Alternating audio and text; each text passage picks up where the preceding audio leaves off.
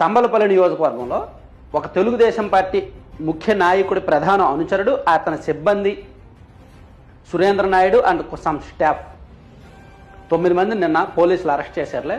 వాళ్ళు ఒక పరిశ్రమ పెట్టారు. ఆ పరిశ్రమ ద్వారా కొంతమందికి ఉద్యోగాలు ఇచ్చారు. ఆ పరిశ్రమ ఏంటి తెలుసా? కల్తీ మద్యం తయారు చేసే పరిశ్రమ.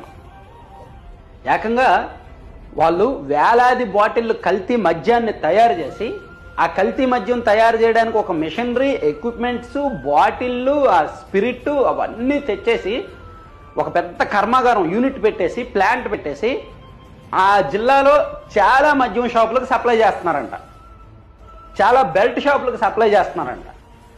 సో దీని మీద ఏదో ఒక బ్రాండ్ లోగో పెట్టేస్తారు, ఏదో ఒక లేబుల్ పెట్టేస్తారు. ఏదో అందరికీ తెలిసింది, కాస్త చీప్ లెక్కరు, తక్కువ రేటు, తక్కువ క్వాలిటీ ఉంటాయి కదా మద్యం, ఆ లేబుల్ ఏదో ఒకటి పెట్టేసి అమ్మేస్తారనమాట.